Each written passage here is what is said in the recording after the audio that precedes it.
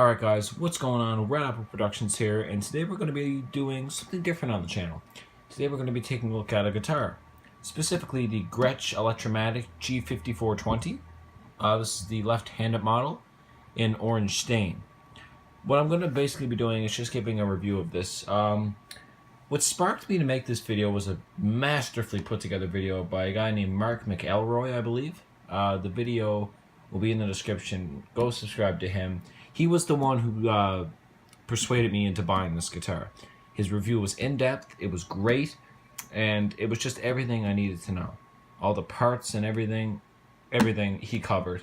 It was a no bullshit review, and I really enjoyed it. So, why am I making this video if there's already one out? Well, there's been some changes to this particular model.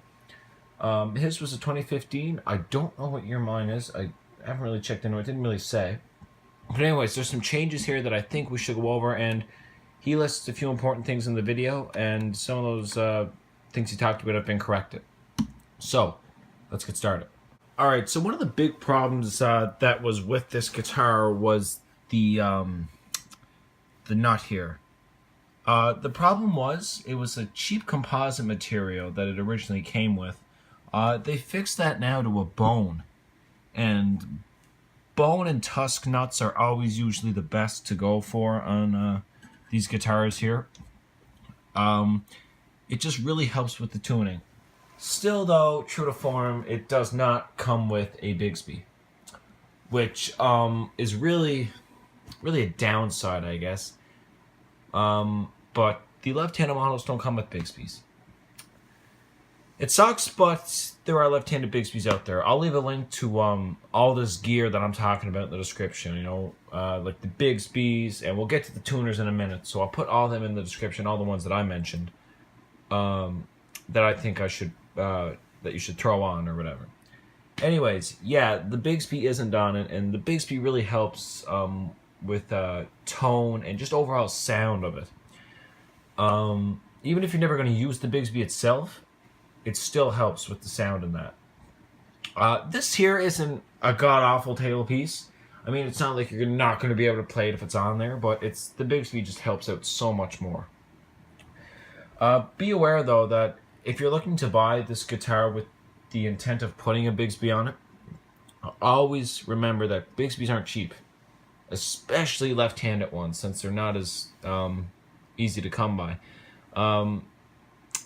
Let's see here. A left-handed Bigsby will probably run you around $250, $260. So be prepared to spend. But this isn't a guitar where you're going to have to make 50,000 changes to it. It's not. The Bigsby is the big part. And in Mark's video, he said, you know, there was a few things he'd like to change. And I went through some of the things that he had problems with, and a lot of them have been corrected. Yeah, first off, I like what they've done with the head here. If you guys noted on early Electromatic guitars, it would say Electromatic going down here. I'll probably pull a photo up there, as you can see. But they moved it down to here. On the scratch plate here, it says Electromatic. But before, it would say it up on the head. It would say Electromatic up here, but it wouldn't be down here. Now they swapped it. Now it's here and not up there, which I like a lot more. Because it makes it feel like a more authentic Gretsch. Of course, pull this up here. I don't know if you guys can see that, but it is a Korean made. So it's not an American model, but it is still a very good guitar. The tuners were one thing that was, not just with Mark. When I was researching this guitar, I researched it extensively before I bought it. And the tuners always seem to be a sort of a sticking point for most people. Most people didn't like them, didn't think they stayed in tune that long. Personally, I never had tuning problems with this. Like if I'm jamming or whatever with my friends or whatever, you know, in the run of about maybe 5 songs or 7 songs or something like that, I might have to tune it once, maybe twice. That might have something to do with the nut change, I don't know. But I don't think the tuners are that bad, or as bad as everyone, you know, was making it out to be. But then again, this is a newer model, so things might have been changed. So stuff that was said, you know, a few years ago, you know, might be different now. Another big thing people like to talk about is the frets here. All around, you know, before I bought this, I've heard the fretting and that was good. There was nothing wrong with the neck. The neck felt really good, and it does. That's one thing I really don't have to worry about when I have about 3 different sites with people on it coming out saying that the fretwork is fine and the neck feels good. That puts my fears to rest. So nothing to complain about here. It's really good. The neck is really good. It's really forgiving. Another big thing is the pickups. A lot of people didn't like the pickups. They are blacktop Filtertrons. I guess they're the norm for a Gretsch. They're not top of the line Filtertrons, but I happen to like them. I like them a lot. They've never been so bad where I just put the guitar down and never bothered with it. I always found they were good. They're reliable. Sure, they're not top of the line, TV Jones or, vintage Gretsch pickups or, good Filtertrons, but they're still good. I enjoy them a lot, and they produce a nice sound. They do produce a really nice sound, and I just think they're overall good pickups. The bridge also, never really heard much on that. It's pretty neutral. Well, I did hear some things, people wanting to replace it and that with a rolling Compton bridge or whatever, but the bridge here is nice. I personally don't see the need to shell out, like $60, $80 to get a Compton bridge. I just don't see it. I don't think it's that bad. The switches and all that are nice. They could have been labeled, but, if you're a guitar player, you should know what they mean anyways. Nice switch up here. Very nice. Yeah, it's an overall good guitar, I must say. Yeah, the problem with this guitar is, and pretty much with all left-handers, is that they're hard to come by. Left-handers are not easy. I had to get this shipped in from a music store in Winnipeg because they didn't have it. So they're fairly difficult to track, I guess. But for the money, I do believe, it's not an American-made, whatever, For what it is, though, and for what it's worth, I ended up paying, well, they're $1,079.79. It came up to maybe around $1,200 or so, with the taxes and that. For that, it is a very good guitar. I must say, for the money, it's a very reliable guitar, and I like it a lot. One problem, though, I did hear with the Bigsby is that the screw holes from this tailpiece don't line up. So when you put the Bigsby on, the screw holes from this are still visible because it's kind of off-center, I believe. But personally, I know a strap would cover that up. That's what Mark said, and yeah, looking at it, it probably would. Yeah, the guitar feels nice. It looks really nice. Like when I originally first seen this, I hated the color, but it was just that one photo. And other than that, I didn't have a problem with it.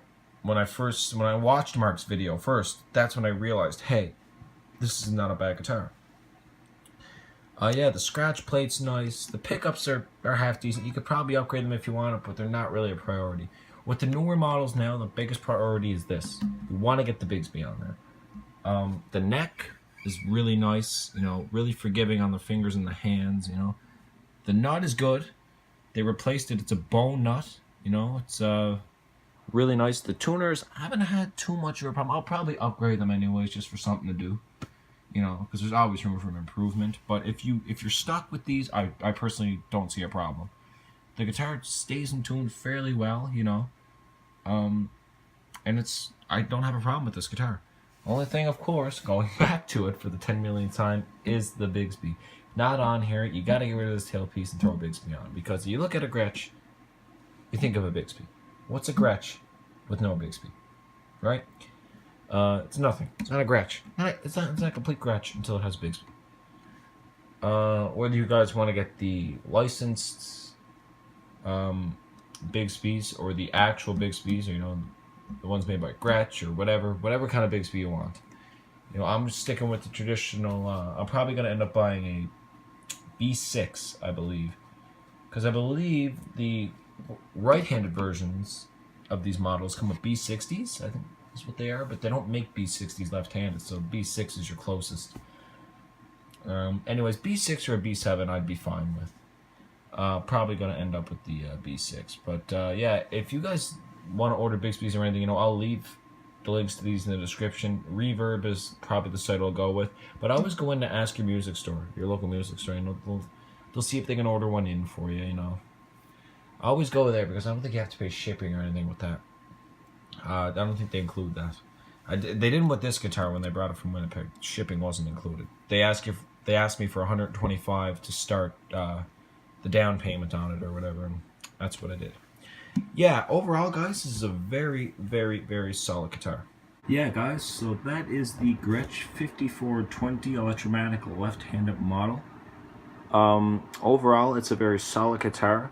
I definitely recommend it for the price. It performs really well. The pickups are good.